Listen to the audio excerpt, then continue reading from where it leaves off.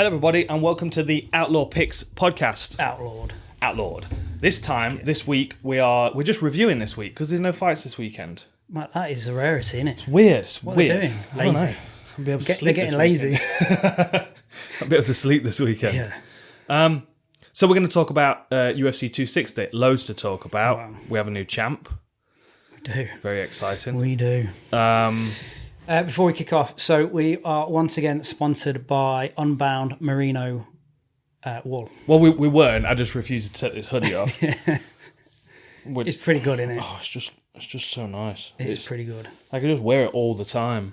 Yeah. It's like keeps me warm when I need to be warm, but it cools me down when I'm cool. Honestly, like I need everything made out of merino wool. I love it. And so yeah, if you want to click the link below, and you will get a discount at the checkout.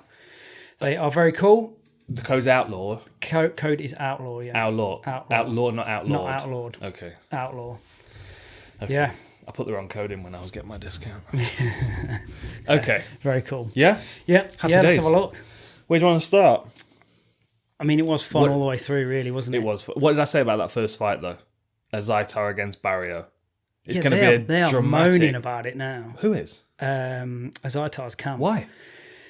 I briefly looked at this morning on social media. So as the mouth guard drops out, he goes to get it, and the ref puts his hand on the back of Barriault, as in to say, "Look, stop! I'm going to put that." And now I know that's not the rules, but that is what they're contesting. And they were saying this morning on social media that they're officially contesting that, in that they felt like that he was coming in to stop that and put the mouth guard in, and then he changed. And I know that's not the rules. He waits till the position is settled right, and then exactly what he did. But they were going pretty hard on social media this morning. Ottman, his brother, and the agent, who seems to literally be everywhere at the minute. Yeah. They were not happy about it at all. No, they're not. No. But it came to fruition, right? What you said is Abu went hard as he could, right from the start, and he's beastie, but you can't keep that rate up for that long, can you? Just punches himself out. Yeah. Just completely punches himself out. And it's like I watched the first round back this morning, and it's like within the first three, he throws more punches than seconds in the first 5 seconds of the fight. Yeah. He comes out and everything, you can see how much he's leaning into his shots as well. You are not Max Holloway, my friend. Do not put that out. That is going to it just drains you, doesn't it? And you know, across the side, you look at Barriault, he's just a dog, isn't he? I mean, he's just a dog. He's tough, durable, twitch, endurance. Yeah, just keep going. He took some big punches. He really did take some big punches. And he just, I guess that was his plan. He would have been like, "Look, I'm just going to take it." Let's just have a look at this. So we're at what time? The third round. 4:10 on the clock. I mean, he is literally. You see him put his hand on his back there, right? So that's what they're contesting. In that he sees the mouth, he's going down to pick the mouthpiece up. It's not enough to. Nah. I mean, he's done anyway. Let's be fair, he's done. That is exhaustion as well. Like, he shot him for a takedown, trying to get that single leg, gets refused, drops his, and he's not even dropping his mouth guard out from a punch. It's just from exhaustion. Too tired. Like, if your mouth guard comes out in a fight, that's your fault. It's almost like coincidence his mouth guard happened to be down there because he was already like punched over from the hip. Oh, there's my mouth guard. I didn't realise it would come out. Yeah, and then he stops it right here, right, and puts his mouth guard back in. It's like if your mouth guard comes out. I don't understand where the issue is there. So they slowed it down and zoomed in on the fact that the ref had put his hand on the back of Barriault, on the small of Barriault's back, as into sort of, well, he's going to stop it. But it's still not the case anyway, is it? No. He's never going to stop something mid-flow like that. No. Oh, he's just spent, isn't he? Yeah. And it's exactly what I expected from Barriault. You know, he was going to weather an early storm. He was going to be up against it. And then he was just going to grind him into the canvas. Like, he's not he's the one of popular those app, guys. but he is a grinder. Yeah. And what a relief as well. I mean, what was it? 3 losses in a row and then a failed drug test in his first victory? Yeah. Yeah. I mean, it was a bit... I don't know. I mean, I like the Azaitar brothers, especially Ottman as far as skill-wise, watching him, but like Ottman was the one that got kicked out of Fight Island for breaking quarantine and stuff. I don't know, man. I got a funny feeling about them too. They're a bit like, they almost come across like they're spoiled. Like, oh, I don't care about the rules, and no, it was a ref decision. That's why, mate, you are long gone in that fight. You are long gone. Whether that mouthguard dropped out or not is almost irrelevant. I'd be interested to see what it looked like at welterweight. It looks like he's a bit too heavily muscled. There's a bit of a bear suit on top of there, isn't there? A little bit. He could definitely lean down. I mean, it's got a hell of a lot of power. Yeah, for sure. A serious amount of power. If you could make that a bit more efficient and a bit more accurate, there's a lot of wailing punches in there, isn't there? Yeah. A lot of missing, Yeah. And I mean, it goes back to what we were talking about with the main event. And also someone tweeted at me today as well, and they were like, oh, we saw that, how much a power punch costs somebody when they miss in the Tyron Woodley fight. Yeah. Same situation, it was all, and that's where Tyron Woodley holds back in his fights. That's why he's hesitant, because he knows if he misses, it's going to be exhausting. Yeah, I mean, the genuinely is an energetic cost to it. You're essentially having to break that using your own muscles rather than you throwing it connecting, and all of that work is then negated. You don't need to break it. Yeah, yeah. And those big dudes that are throwing with that amount of power, that's a lot of momentum to then have to put the brakes on. Yeah, yeah.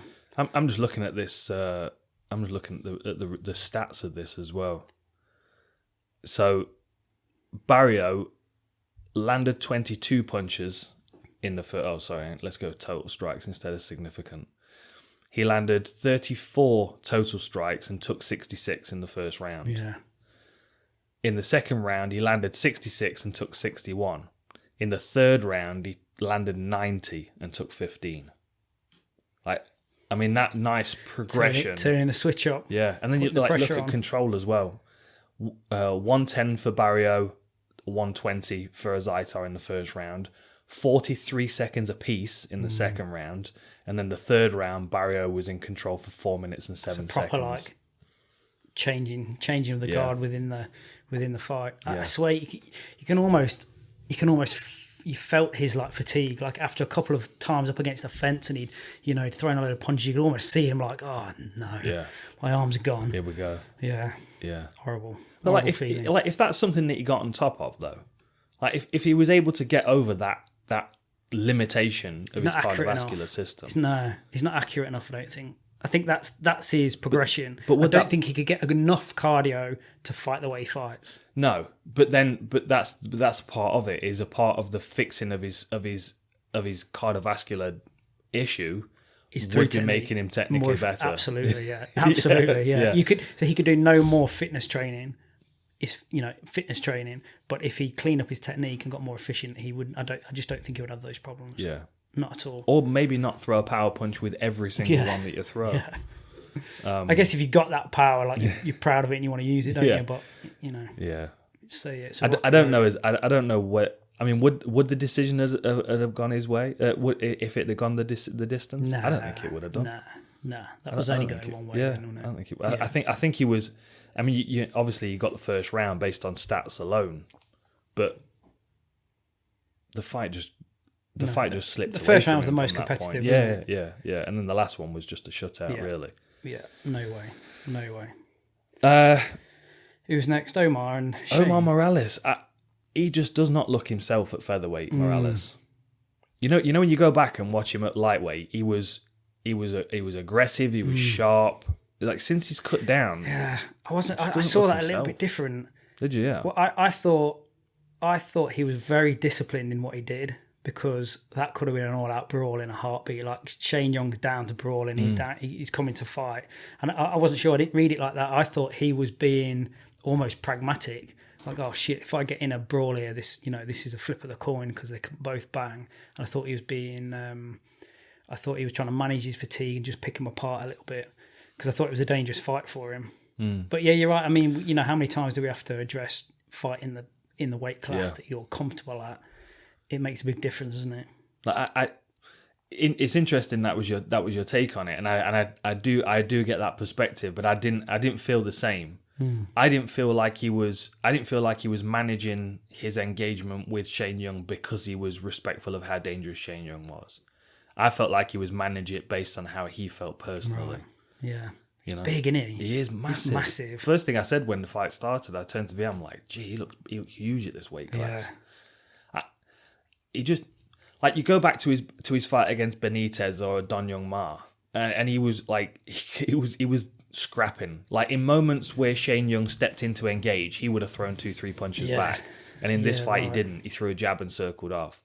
And there was no point where I felt like he really went and took it from Shane Young. No, not at all. It was like the fight shifted in his direction, and he just kind of cruised to the decision with that pace.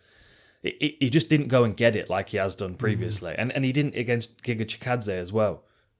Which obviously is considerably more dangerous. Yeah. Given the fact that Chikadze is such a high level striker. But I mean, Shane didn't do too much wrong, right? He was not really. He's just a bit reckless. Yeah, it seemed like a tricky fight. Like if, maybe we'd seen it slightly different, but it seemed like a tricky fight in that whoever kind of messed up first is going to get punished for it a little bit. And I thought I thought reasonable performances by both of them. Yeah, just Shane Young wasn't hesitant though. Yeah, like when the fight started, he was like. Yeah, he was like ready to go, and he shadowed him all the way around the edge of the octagon. He found it difficult to get in, though, didn't he? Like he was kept at a range a little bit, and I felt like he wanted to get in there, get in the pocket and throw some hands. But I thought Omar kind of managed that well, and that's what made me think, he doesn't want to do that. That's why he sort of fight from the outside, and he's keeping him at range a little bit. Yeah. Yeah, I mean, the best is yet to come for Shane Young, right? He's 27. So. He's clearly a good fighter. It might be one of those. He just needs a couple of wins, and then he gets on that roll, and his confidence is up. Yeah, what's interesting though is he's not got that city kickboxing witchcraft in his game. He's not got it, and Dan Hooker doesn't have it either. And I'm not sure that we were talking about this a little while ago. I think the game planning from city kickboxing is good, and I think the technical ability is good.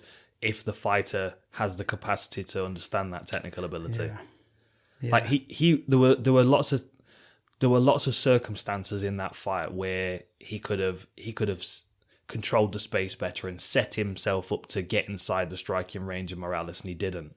And I partly feel like that was why he was hesitant.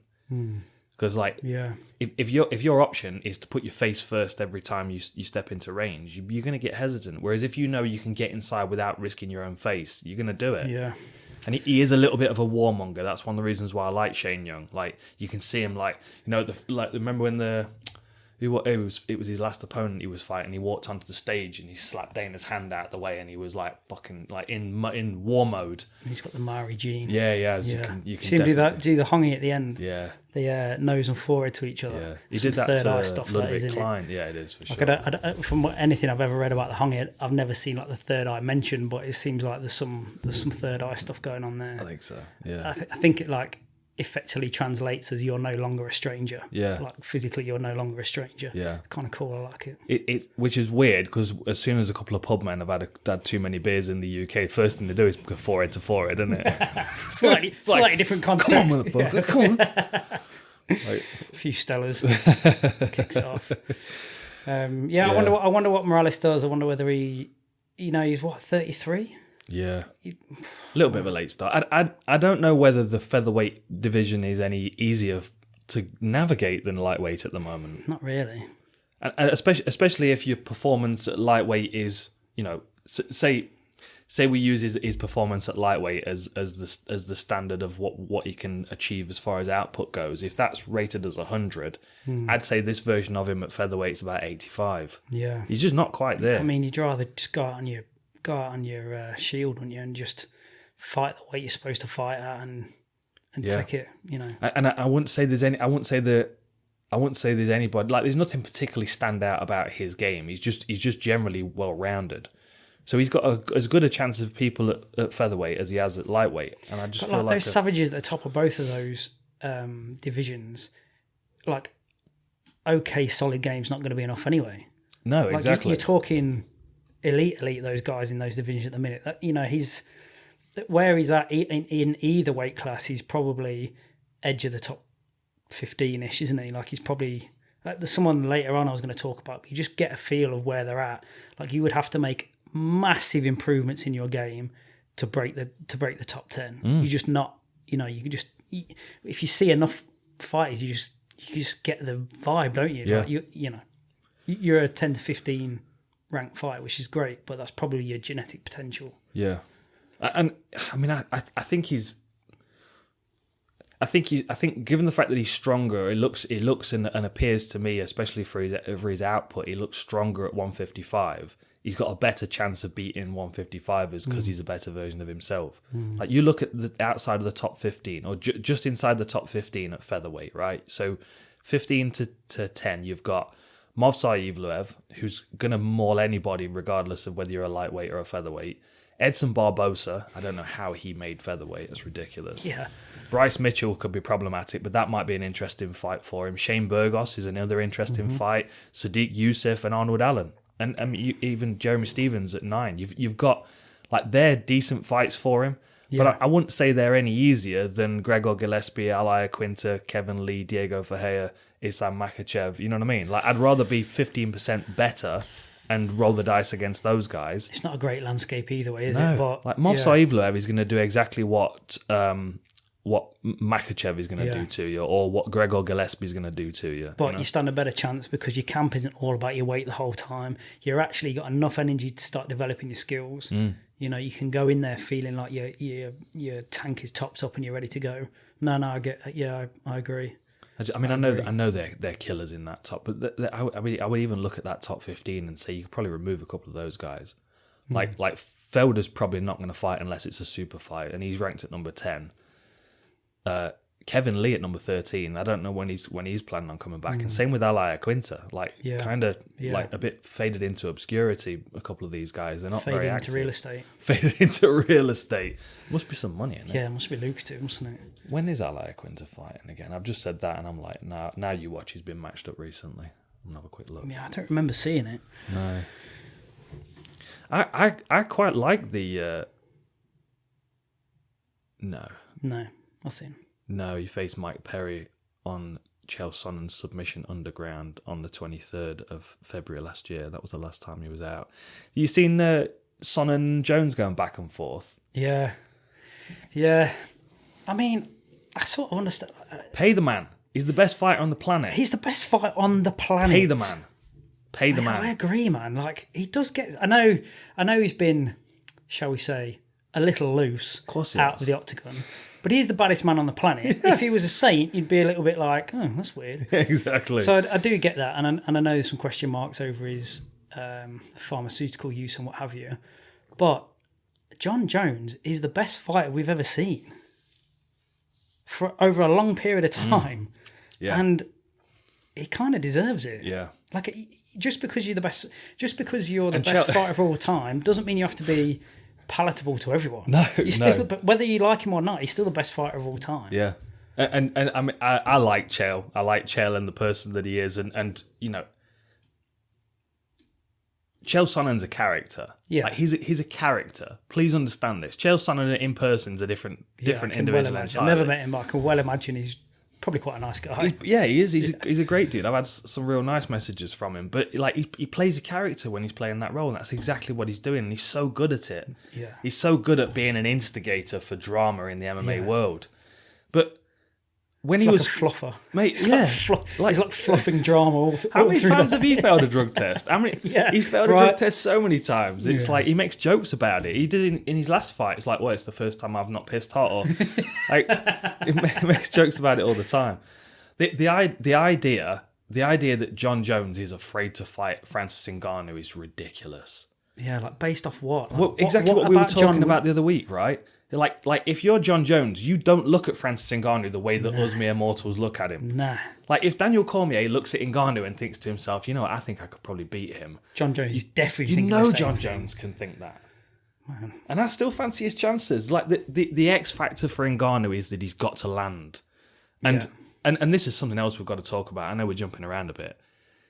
There's no way that the smaller octagon doesn't change the fight.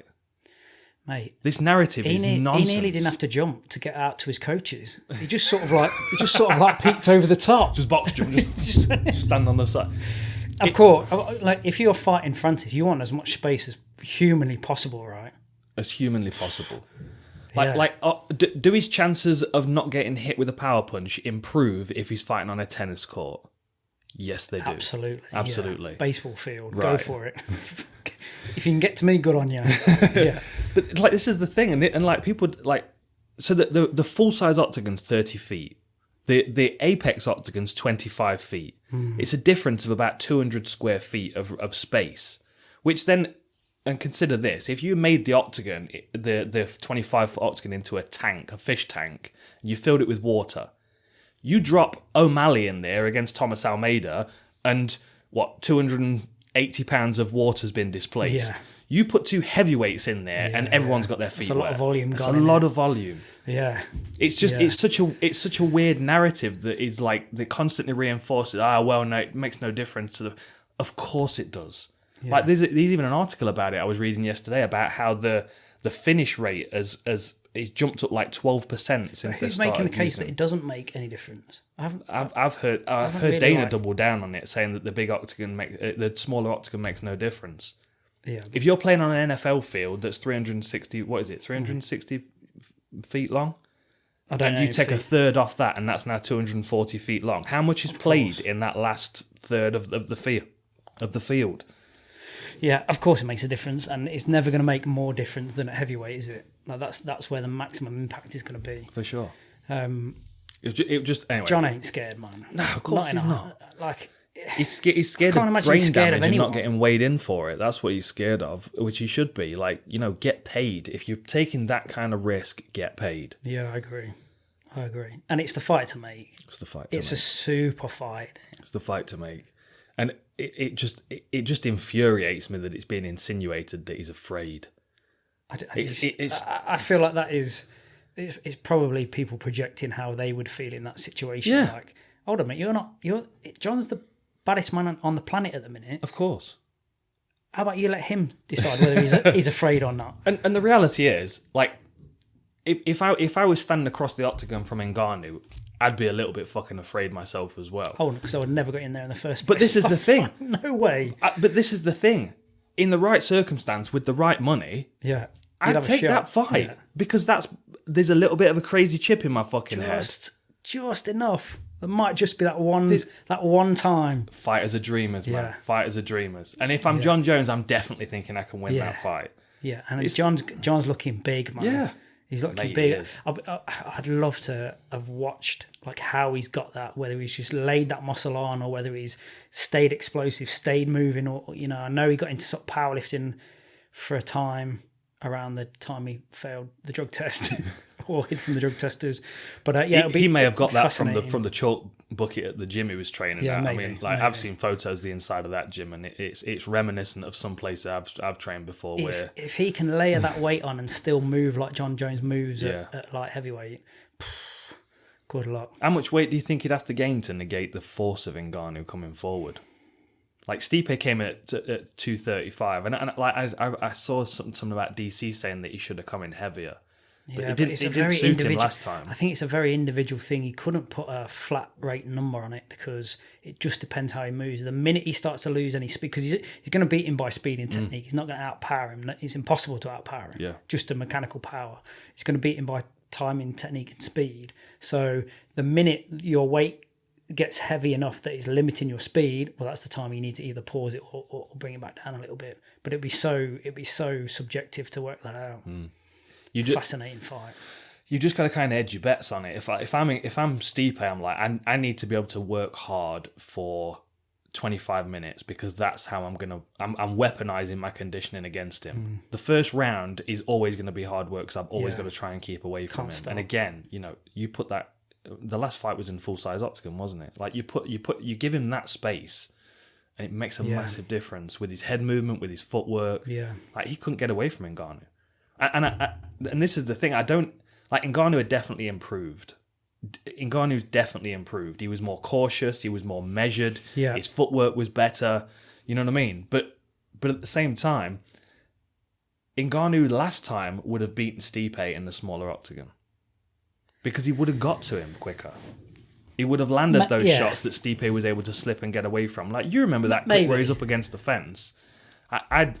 Maybe, yeah. This was my kind of fight because you could see the process by which he'd got better. Like they'd gone away and gone, oh, you're not going to win like that. You could win like that, but you're not going to win like that. You've got it all. This is what we need to do with you. And fair play to Extreme Couture and the guys that have been working. Who's the coach that we... Dewey Cooper was in his corner and Eric Nixick. Yeah, right. You know, fair play to them. They got him to calm down. They got him to be more accurate, should I say. And I was impressed by the training interventions that they'd put in place. I was like, oh, well done, guys. You've nailed it there. That's what coaches are for. Yeah.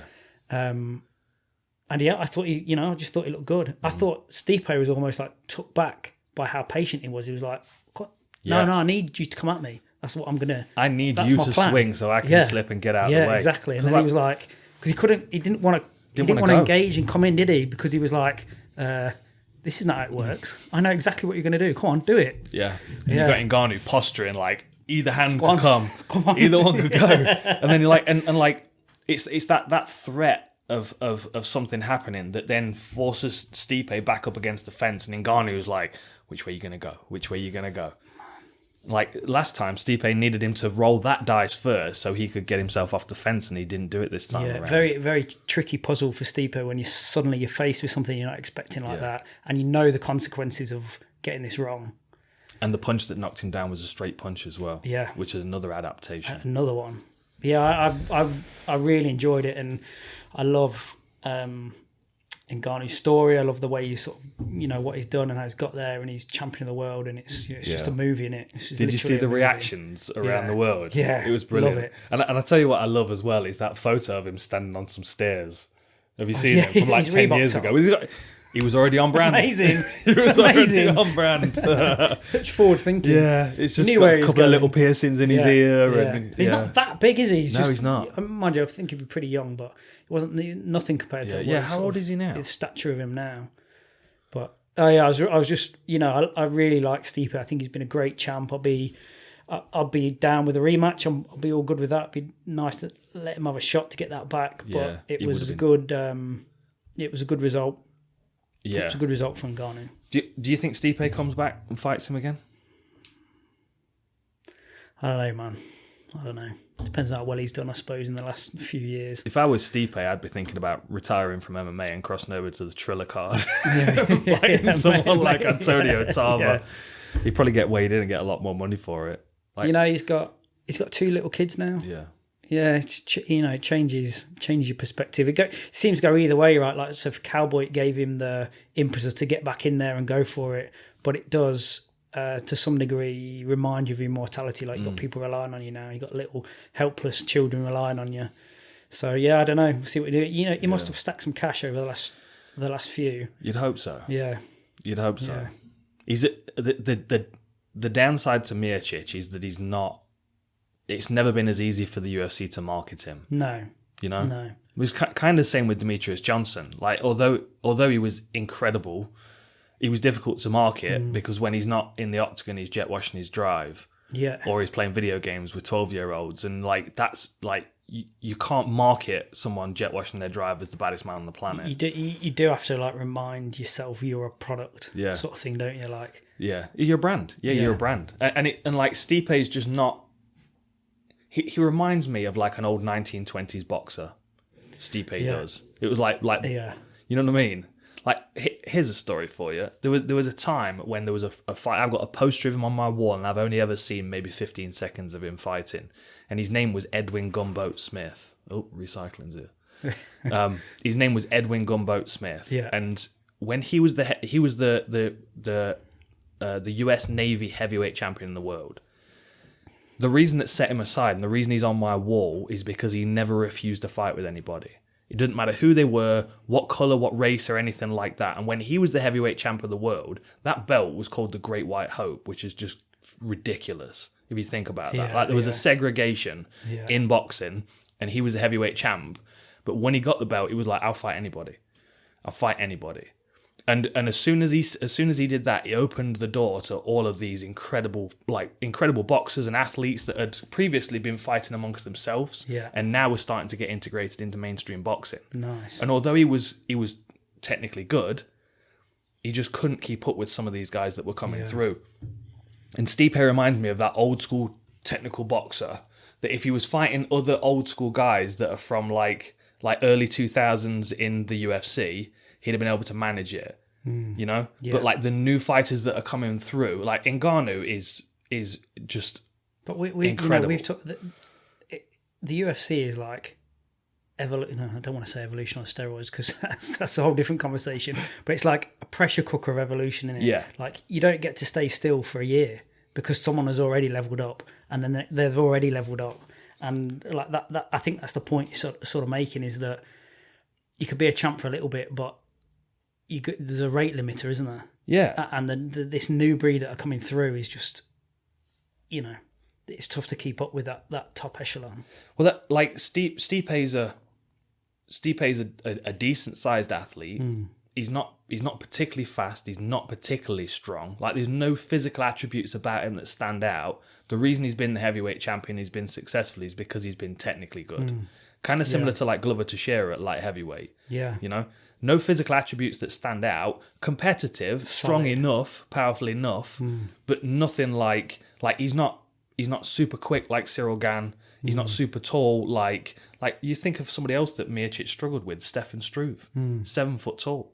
Like he had all the technical ability to beat Struve, but that physical attribute was so problematic for him.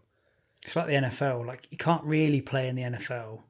Well, there's a couple of positions you probably could, but you can't really play in the NFL unless you are a super athlete. Not a good athlete. You have to be a super athlete. Yeah. And there's like 60 odd people per team, and you know, I don't even know how many teams there are. So there's a lot of relative amount of spots to fill, but all of them are super athletes. They're either incredibly big, incredibly strong, incredibly fast, or like I was insinuating, the only position is maybe if you're incredibly skilled at quarterback, but you couldn't be 70 kilos. No. You could be the most skilled quarterback in the league, and you couldn't be 70 kilos. At some stage you're going to get torn up by a goddamn raptor coming off one of those lines. Exactly. Well, I'll talk about your world. I have a video, literally a VHS video, and it's called Brian Moore's Rugby Punch-Ups. Yeah. Right? Yeah. But you think back to like what was that, 1990s, 1980s? I love that the only thing you have to do with rugby is a punch-ups video. Of course. Mate, honestly, that is one of the most brutal videos. There's like people getting studs in their face and all kinds of stuff. I always say to the boy, it's horrific when they fight in those games because you have no idea. It's a pub fight, isn't it? You have no idea where it's coming from. It's, you know, just stand in front of me and we'll go. It's fine. And a lot of them were pub men. A lot of them, yeah. And that's what I'm saying is like you were probably in the sport, or you probably helped influence that shift in a lot of ways from the pub men that would drink 12 pints after a game of rugby and, you know, do a couple of days training and be ready for the next weekend, to the point where you're taking like recruits in that are already great athletes into Leicester Tigers and then converting them into great rugby players. Like there's a point where... a bit of both.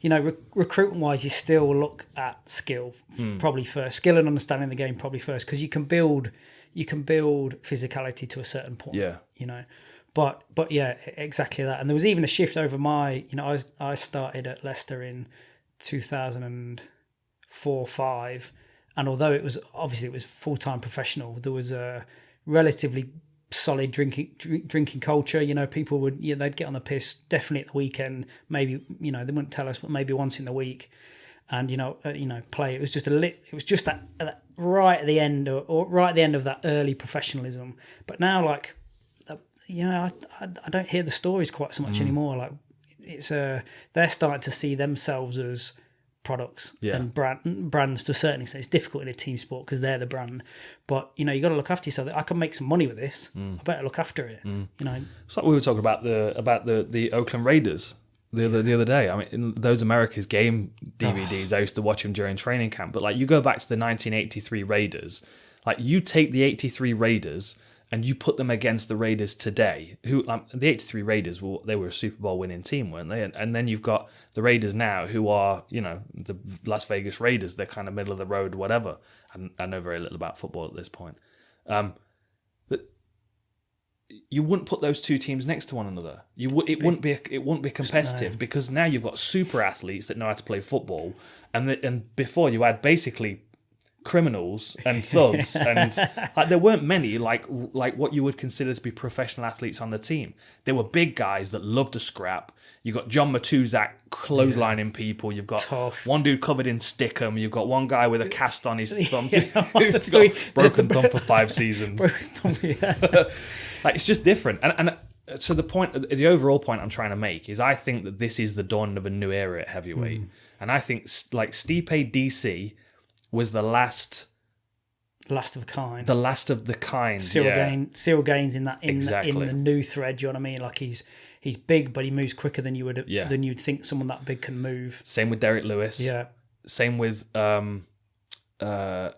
Chris Daukaus. I mean, you look at like and I'm looking more at the heavyweights coming up. It's like you could literally divide the heavyweight division into 2. You've like Chris Daukaus, don't you? Always bring him up. There's something about him. It's the way he moves. Yeah. There's a song in there somewhere. He doesn't move like a heavyweight, and him and his brother are both very, very intelligent. Daukaus is I believe they're both police officers, but definitely Chris Daukaus is. But he's got super fast hands. He's a black belt in Brazilian Jiu-Jitsu, which he's never really had to rely on. Yeah. But it's the way he applies the shots. Like you watch people throwing punches, and they look good, they look nice and sharp, but they're throwing it because that's what they've decided to throw. Whereas Daukaus, he finds his way in and he's like, okay, when he does this, I'm going to slip, I'm going to throw this. And there's a higher level processing to it. And the hand speed that he's got is not what you would expect. He's very, very quick. But I look at that, I mean, maybe you could divide the heavyweight division into 3 because you've got some guys like Aspinall, Daukaus, Cyril Gann, guys that are really good athletes, that are big for the weight class. Like, I mean, Tom Aspinall's not massive, but he's still bigger than Stipe. Yeah. You know, Cyril Gann might not be the biggest puncher in the division, but he's got better conditioning and better movement than probably everybody else in the division. Yeah, I agree. Chris Daukaus might not be in the greatest shape of the world, but he's great on the ground, and his hands have proven to be able to do the job alone. And then you've got Oleksiejczuk, Blagoy Ivanov, Shamil Abdurakhimov. You know, that one skill set of theirs in particular is the thing that's sort of keeping them where they're at, isn't it? Exactly.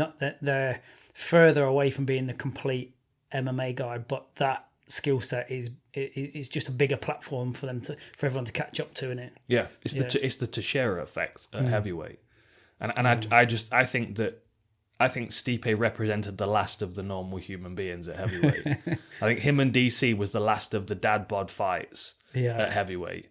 I think now we've got like Derek Lewis.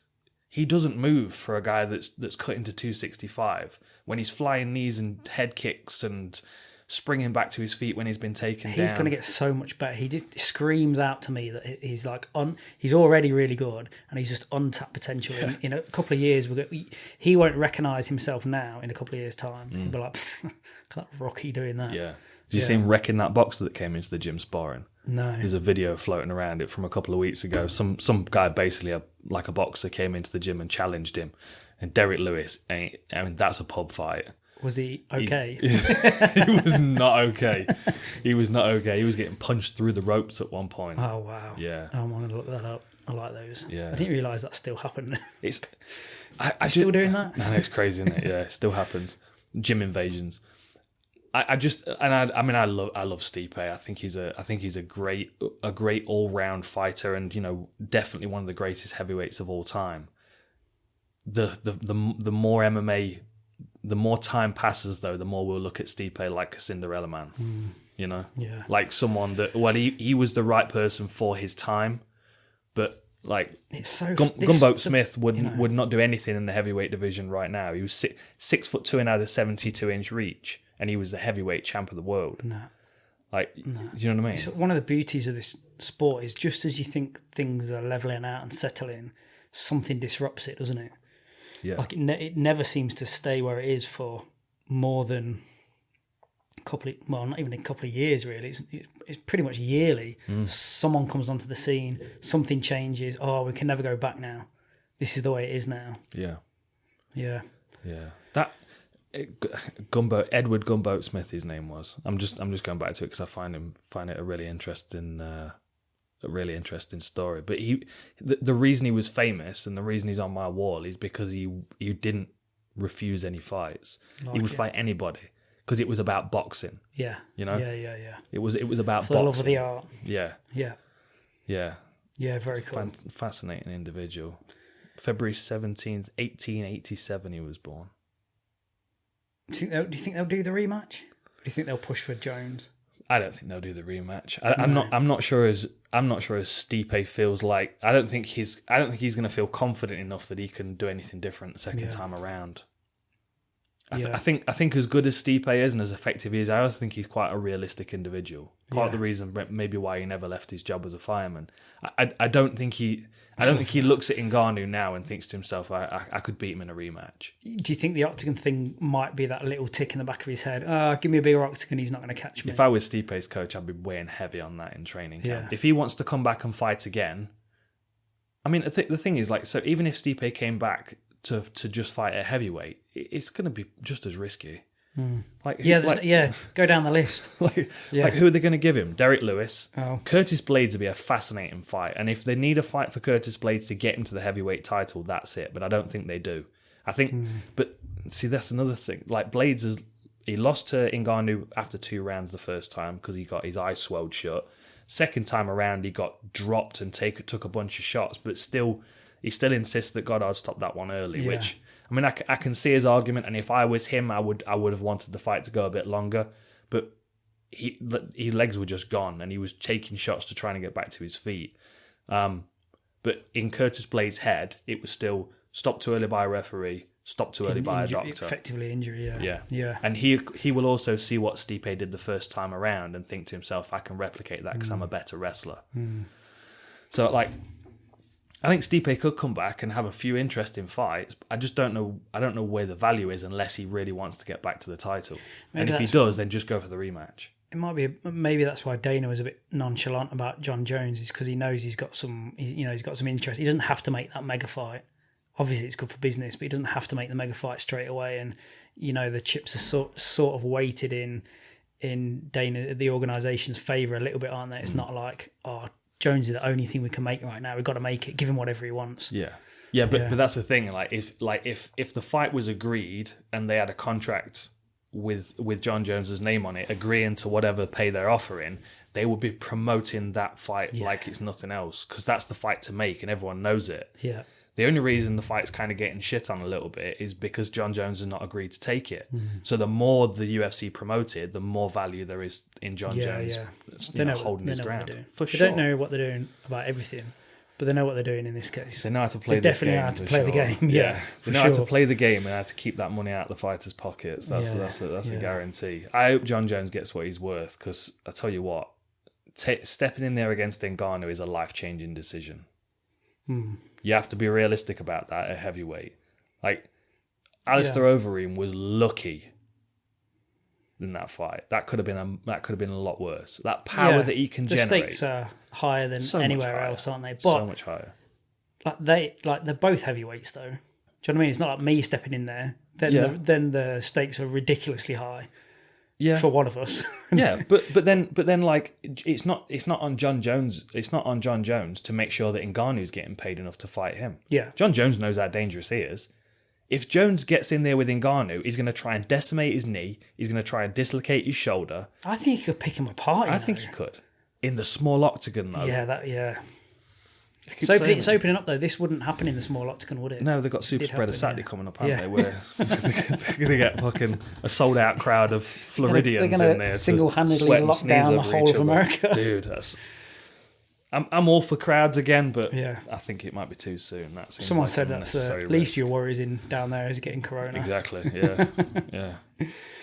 Should we have a look back through? There was some fun. I thought Miranda Maverick is here. Yeah. I thought she was great.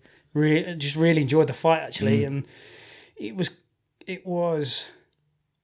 she clearly won, but it was pretty close for a lot of it, wasn't it? I thought Miranda's standing was really good.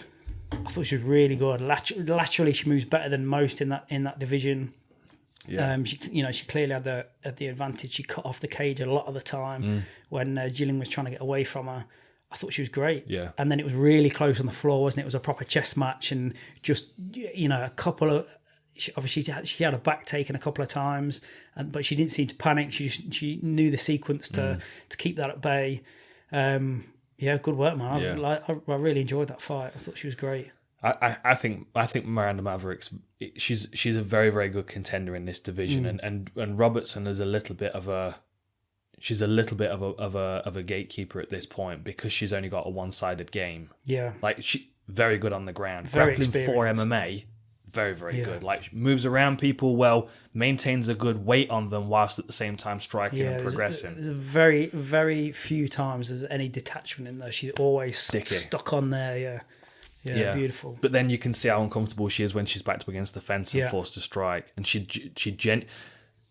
it's almost like she doesn't feel like she can hurt anybody with her strikes. It's kind of how it seems. It's like she's like, well, I can do this, but ultimately it's just going to make me more vulnerable to getting hit myself. Yeah. So she gets kind of timid back up against the fence and like sticks a jab out of there like, please leave me alone. Yeah.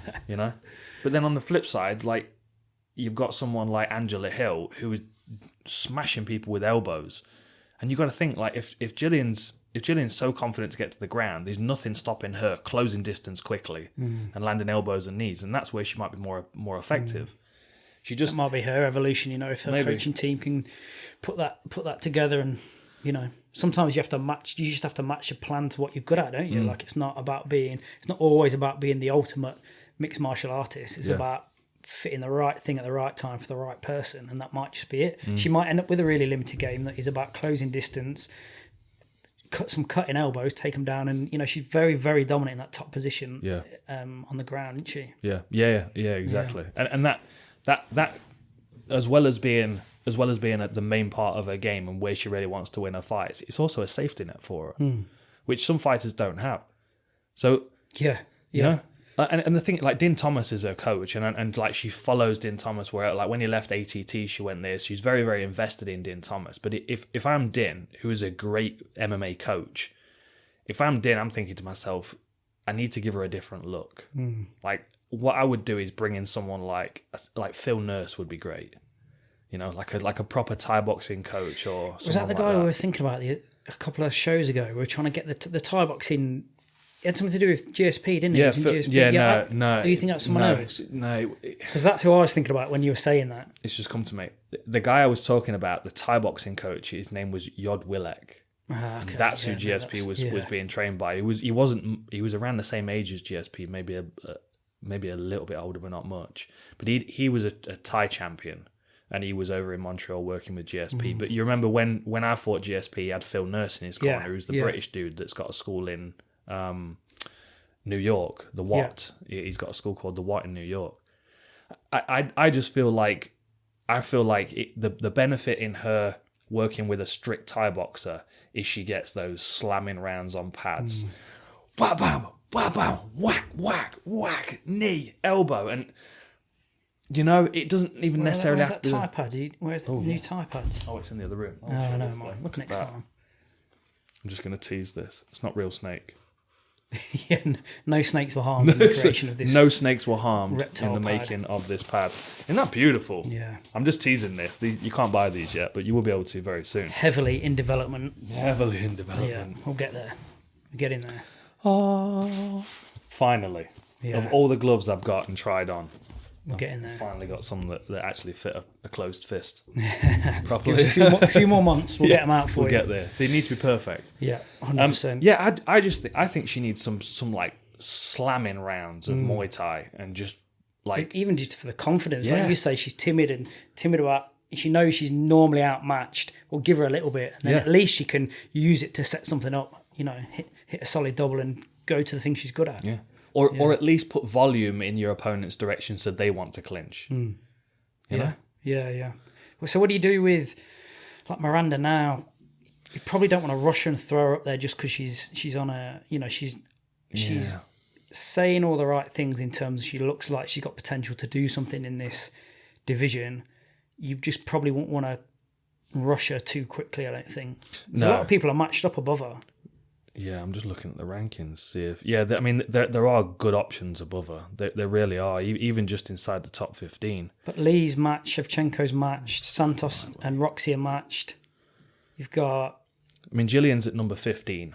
Yeah. So I mean, and what is it? It's Monday today, so that will most likely change tomorrow. So Maverick will probably find herself inside the top 15. Alexa Grasso would be great. Alexa Grasso, but she's coming off a win. I'm not sure she'll be looking at. Andrea Lee, is she still out? No, she's injured? Matched. Is she?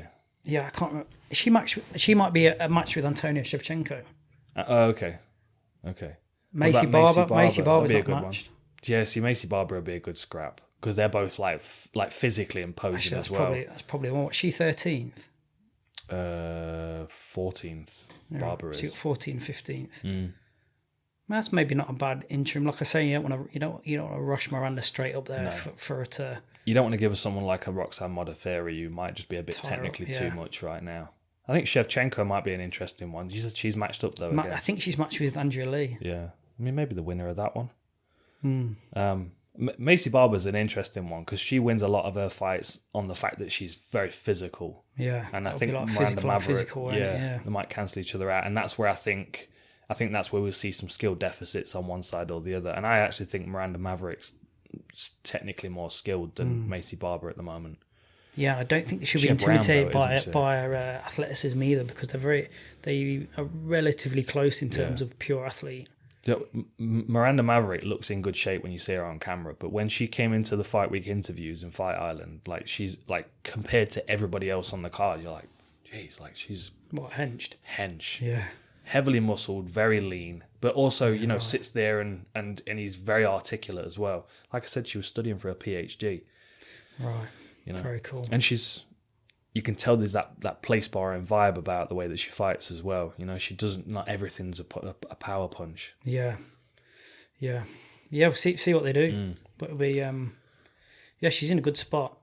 I think so. There's a whole bunch of fights lower down that we've not talked about. Yeah. What about Oleksiejczuk and Bukauskas? I mean, I don't know what you thought. I thought Bukauskas won that. Split decision, right? Yeah, it was a split decision. And I get it. It's difficult. It's difficult to paint the picture that you're winning when you're going backwards. Yeah. For a majority of that fight, but I just thought he edged it. Yeah, the whole going backwards thing.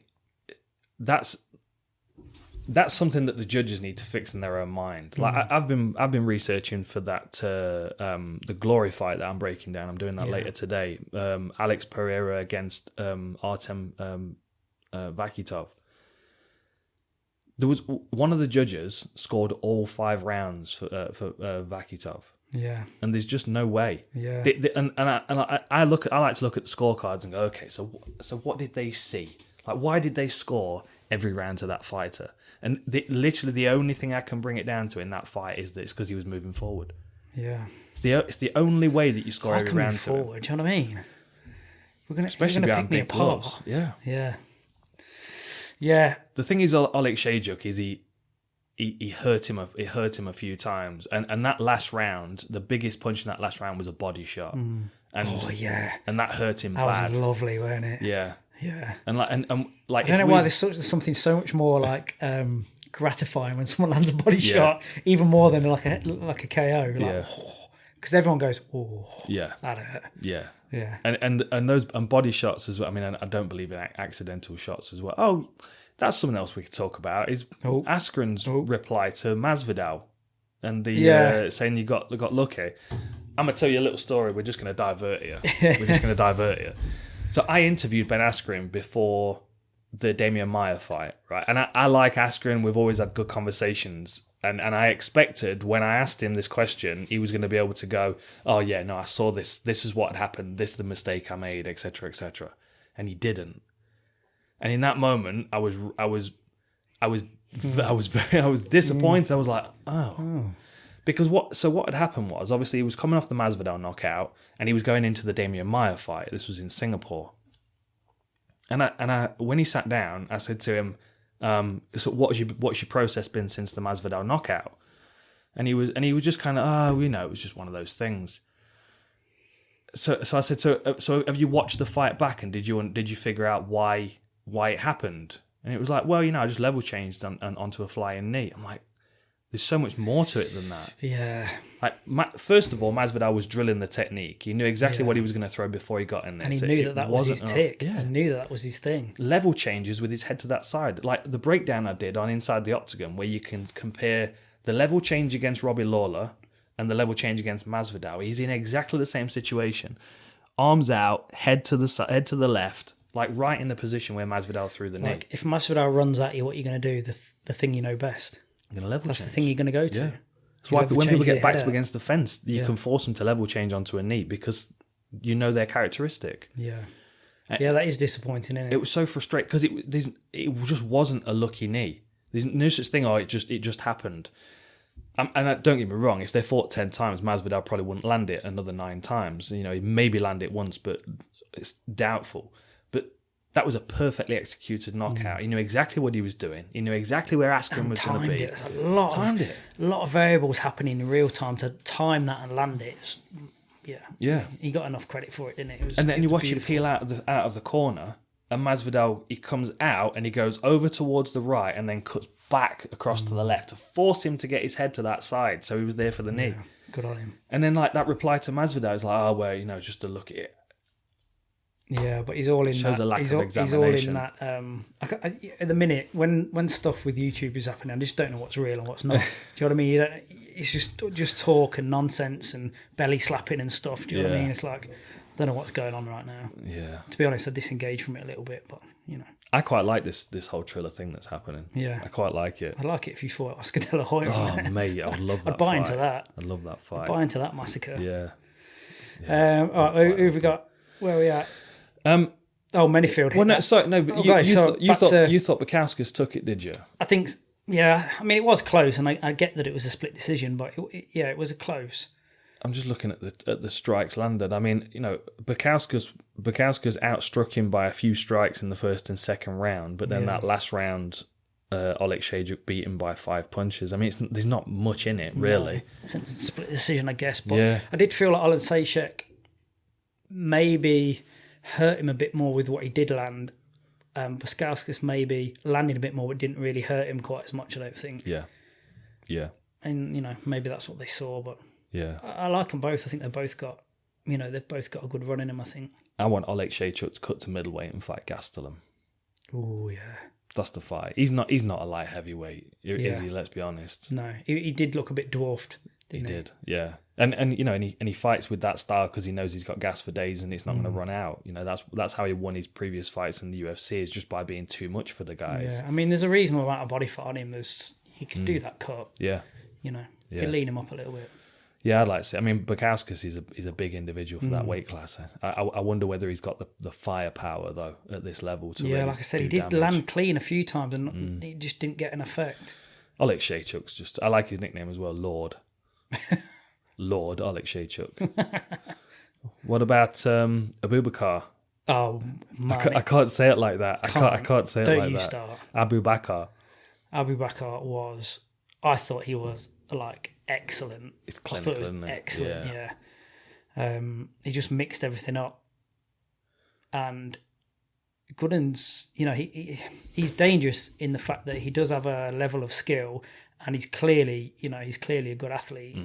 And Numagomedov is outmatched on athleticism there, but just picked him apart, didn't he? Yeah. Mixed it up, blended everything really well. Yeah. And then he just got more dominant as the rounds went on. Must be suffocated him. Technically, just really, really clean. Puts things together well. And I think Gooden's one of those guys that's problematic on the levels before you get to the UFC. Well, before I said there was a guy that was gonna saying that you just get a feeling for where he's gonna sit. Yeah, he ain't gonna be in the top 15. No, like he's just not that guy. Like he can have a good career, but it's not gonna be it's not gonna be at that level. No, or he has too much to do to get to that level. Yeah, I agree. And I think he gets through a lot of these fights because he's so conditioned and heavily muscled. Yeah. He took some shots because he's got a thick neck. Nice jab on him. Yeah, he's got some skills, isn't he? I just don't think he has the variety of skills to take him past probably where he's at. No, I agree. Yeah, but I think Abubakar can definitely continue to progress. especially because he's had a couple of those setbacks, and now the pressure's off him. You know, he's carrying a. I don't think they'll rush him. I don't think they'll rush him. Do you? I think they'll build him. You know, it's having Khabib in his corner as well is going to help him, because the UFC benefits so much from having him in the corner that it makes sense for them to gradually build him. It does. I'd imagine to a degree that crew has a relatively heavy say in dictating what happens with their fighters. Do you know what I mean? They're so lucrative to the organisation that they'll be like, oh, okay, we'll do that. Well, the reality is that, like, Russia and Dagestan, they've got an MMA industry in themselves. Like, if you're a Polish fighter, it makes more sense to sign for KSW, because they'll make a big star out of you and they'll pay you more. You know what I mean? And it's like, it's the same. Like, that's what they're up against. The reason that the Numagomedov guys are over in the UFC is because of the accolades that come with the UFC belt. But if they're chasing money, there's other options for them. They can get weighed in their own region of the world, and be superstars. They're here because they want to have that belt and the accolades that come with it. And I think that they'll build him gradually. So do I. Yeah, I can't see why they wouldn't. No, it doesn't make sense on a few different levels, doesn't it? No, it doesn't. Yeah, I mean, David Zavada was a tough first fight for him. But easy for the UFC to underestimate Zavada. Easy for them to underestimate him, for sure. A couple of good quick finishers. Menifield with a Von Preux choke. I was just thinking the whole time, like, if you're in his corner, if you're in the other guy's corner, you'd be like, let it go, let it go, it's coming, let it go. I mean, he resisted it fairly well for a while, but I mean, the upper body on Menifield, he's ridiculous. He's ridiculous. Just a slab, isn't he? Yeah. Yeah. He's the kind of guy you could take and plug him into a different sport, and he'd do fairly well, regardless of what it is, just because of his physical prowess. Very, very, very much so. But I felt for what's his name, for his opponent, when you got that close up of him, and you can like see shoulder across his face, and he's like anterior deltoid, just like, horrific. And then Jamie Mullarkey as well. Oh man, he was great, wasn't he? Really that's good. Funny. We've talked about before how techniques get passed down through lineage. Yeah. So I came across it on Twitter. So it looked very much like Ross, right? It looked very much jab, roll, left hook. You've seen Ross do that before. Yeah. And I think, what's his name? Coach Eric down in... he's at Alliance now. Alliance, yeah. So then he said, that looks familiar. So it was obviously like a lineage of technique had come all the way through. Beautifully executed, wasn't it? So he threw it before. He threw it at, I think, 4:40 on the clock. He threw it, but he just got glove. Yeah. And then he threw it again and just got it clean. You got him responding to the right hand, didn't he? Yeah. Like, he pinged him with the right hand and hurt him. Yeah. And then he followed the... Yeah. I like Mullarkey. I like it. Like when he came into, was it Brad Riddell that he made his debut against, and it was just a war. That was a proper war. On their knees at the end of the third round, still trying to hit each other. I mean, that's the thing. Like, you can't. That's the thing you can't teach. You can't put that in someone, really. But everything else you can teach. And Ross is working with him a lot. Like, I follow both of them, and they're all about it. Like, this is it. And he's got some dogs in that gym. Yeah. He's got some dogs in that. It looks gym. a good spot. It's a beautiful part of that country as well. Fair play to him. Yeah, but I'm glad that Mullarkey got a big win there, because he's one that will progress very quickly in the fans' eyes. He just needed that. He just needed that, didn't he? He's a Clay Guida, Darren Elkins kind of, and I don't mean that. I don't mean that he's all guts and no logic, because he's a good fighter as well, but if and when it gets into the trenches, he's more than happy to stand and trade. Even his earlier fights before he came over to the UFC, there was some real back and forth bloodbaths. Yeah. He's one of those that could have been lost. Like, if he just happened to not win this, he could have been sort of lost to the promotion. 2 losses, and it's all the pressure on the third one. So I'm really glad he got that win, because it'll keep him in there. And I think, like you say, I think he can. It can be a bit of trouble, can't he? Yeah. Right. We've got two fights that we've not talked about. Well, what do you want to talk about? Go on. Hold on, which one have we missed? Oh, Sean. Yeah, Sean looked like who we spoke about it in the preview. Like, I like who he wants to be, and he just was one step closer to being that guy, wasn't he? He just man, when he moves like that, he's very, very good. Yeah, he is. The thing is with Thomas Almeida, like if you take him and you put him in there with someone like Pedro Munoz or Jimmy Rivera or traditional John Lineker, someone that's, even someone that, Eddie Wineland, I'm just like someone that they're going to stand in the same stance, they're going to throw the punches on the same trajectory. Technique. Like he would do much better fighting someone that's a mirror image of himself. And as soon as O'Malley starts to, he's like high on his toes and he's leaning in and he's dancing around into southpaw, and then he's... It's almost like hypnotising, isn't it? It's like you just freezes you him. get frozen because you don't quite know what the picture is. Yeah. Yeah. I think Sean O'Malley's he's very skilled and he's very talented. I'm interested to see who can push him. And I know Dominic Cruz mentioned he likes fighting. I saw that this morning. That's the fight to make. Yeah. I honestly think he might be too much for Cruz at this point. Really? I do. Because I think Cruz has been great for a long time. Yeah. But you think Cruz taking some of those hop side kicks to that knee that Almeida took a lot of? Yeah, he took one really solid one. Just decimate his knees. His already brittle knees. And this is by no means that Sean O'Malley's a better MMA fighter and has more knowledge than Dominic Cruz, because I don't think that's the case at all. But I think right now the way that O'Malley moves is a good counter to what Dominic Cruz does. And I think the smaller octagon, the longer arms, the confidence, that's all. The confidence alone would get inside Dominic Cruz's mind. The fact that he's asked for the fight shows that Sean O'Malley's already in his mind. Yeah, it's a fight you can get people to buy into that. People will watch that, especially after the win, after a win like that over Almeida. And I know Almeida's had a rough time recently, but he has. I don't know where he goes now. What does he do? That's 4 on the bounce. I don't know, bantamweight. I won't mind seeing him over in 1. Yeah. I won't mind seeing him over there. 1 or... it is cutting season, isn't it? It kind of is. Yeah. And he might be on the chopping block, which would be such a shame because he's one of the good guys in this division. He's not adapted to this new style of MMA. He's another one. He looked dwarfed by Sean, didn't he? Sean just looked big and long and just... Yeah.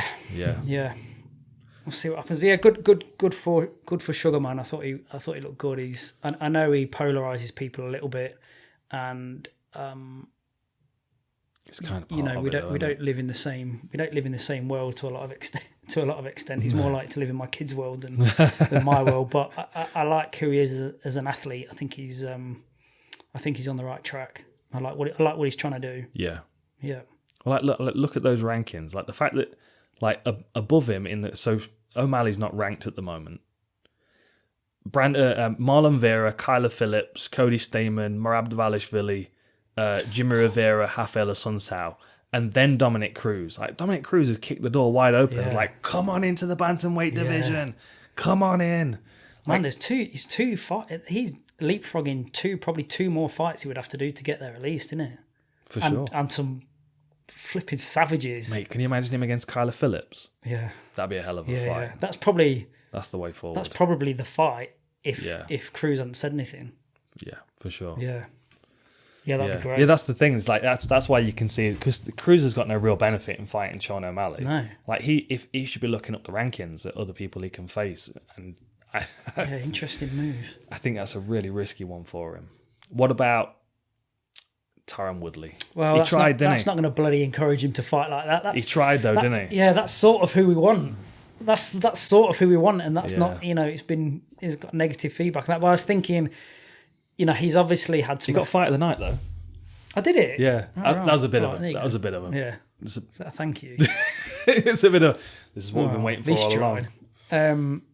Well, two things. One, Vicente is a murderer. Like he's going to be there or thereabouts. Yeah, he is for sure. Yeah. And then I was thinking about Tyron, whether at least he's recognised what people have criticised him for. Now maybe he's swung down the other end of the spectrum and he's gone out all guns blazing, and hopefully he finds himself somewhere back here, or he's like, right, that'll do. I'm done. He didn't find himself in any middle ground. Nothing. No, I don't. I think it's.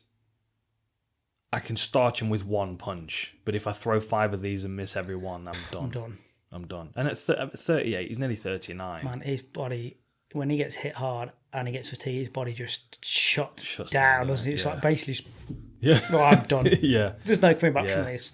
The edge of the cliff has come. Yeah. You can see how much effort it takes him to stop those punches that he misses as well. So much power. Yeah. Yeah, the energetic cost of that is huge, isn't it? You just can't do it. But like, as we were talking about with Luque, you know, he progresses and progresses, and then they give him a benchmark fight, and then he falls. Yeah, right. And then he go. So now he's done it. Yeah. I tell you what, I guess watching it, your sort of focus was on Tyron because you're like, oh, whoa, who's this? But then when I watched it back again, I was like, fair play to Vicente. You know, you've got Tyron basically running at you, coming at you, all guns blazing, and all you've done is moved, covered up, got took up to the fence, reversed it, put him on the fence, fatigued him, and then picked him apart. Like it was a real pragmatic performance. Yeah. And when you're already sort of as violent as Vicente is, and you have that pragmatism, you're starting to layer things together where you could, you know, put something together where you could end up being the champ. Keep edging his way forward in the division gradually. Yeah, man. He's at number 10 at the moment, but that will probably move a little bit after that win against Woodley, who's at number 7. I don't think they'll change positions necessarily, but then Damian Maia's above him, and Maia I don't even think is going to fight again. He beats Maia anyway, I think. I think he beats Maia. Who's above Maia? Well, Neil Magny's right above Luque. Then you've got Maia. Then it's Woodley. And then Chiesa, Thompson, Masvidal, Edwards, Burns, Covington. Like, you're right into the top then. But I can see him up there. Yeah, I could. I can see him up there. I could see him. I think Wonderboy Thompson would be an interesting one, given the fact that Wonderboy will punish him for being very square on, but he might be aggressive enough to shut down Wonderboy's side. I wouldn't do that to him yet. Would you I'd not? give him one more. He had a crack at Wonderboy though and lost a decision. And that was a while ago. And you know, Wonderboy's late 30s now. He's probably on his way down. True. We're ready for a changing of the guard in the division. You could take 30% of those welterweights and retire them pretty soon. You know, given the fact that on age alone, you know, like Robbie Lawler's currently at number 15 still. Like Lawler's probably on his way out. Maia's almost definitely on his way out. Woodley is on his way out. Thompson's on his way to 40. You've got to think that he's going to be done soon. Wow, that's the division of change, isn't it? Yeah. It's kind of similar to heavyweight. Kind of, you can get away with it for longer at heavyweight because experience pays off a lot more at heavyweight. But I think Luque's right up there. I think he's right up there. Yeah, it's crying out for like a rebirth of that division, isn't it? Yeah. I think Luque is definitely going to be one of them. It'll be interesting to see who the next couple are that go with him. Yeah, well, Bilal Muhammad's still on the rise, and even after that eye poke, yeah. I think he's one of the rising fighters. In Sean Brady with the wicked tattoos. Yeah. There you go. That's it. That's the three that are going to come up and through. Yeah, and you know Jeff Neal's still floating around there. Max Griffin had a good win the other week. I know he's outside the top 15, but that for the first time I thought to myself, okay, Griffin might have a shot here. Griffin! I can't do that without thinking of Family Guy. Every time, Griffin! What's that? It's the one where Chris is cool. Anyway. The one where Chris is cool. What haven't we talked about? I mean, we've kind of covered it all. Is there anything else you want to talk about? Yeah, no, I mean, there's no UFC this week coming up. There's nothing to preview. What we got? Anything this weekend? Not that I know of. No, not that I can think of. We're kind of gearing up because we've got the Bellator Grand Prix coming up. Yeah. Which we'll discuss at some point in the future. Canelo against Billy Joe Saunders is coming up as well. I've not watched the Povetkin Dillian White fight. I'm going to watch that later. Yeah. But I'm breaking down the glory fight. The contentious split decision. This will be good, man. I think people are going to like this, crossing over to kickboxing, having a look, and you breaking that down, having a look. Mate, the amount of old school fights that we're going to be popping up on the channel soon, like old Bonjasky fights and Hoost fights and stuff. So we're working closely with Glory, and we're going to bring you some really interesting content. But I'm going to start off with the Pereira Vakitov fight, which is not an easy one to break down. It's a very, very tight fight. I'm going to break that one down, and then I'm into the Till Vittori card. Wicked. But I've got a schedule. There's loads of fights coming up, so we kind of weird as having a review card and nothing to talk about after. Yeah, it is. So what are we looking at, the ride along for Till Vittori or the one after? 261.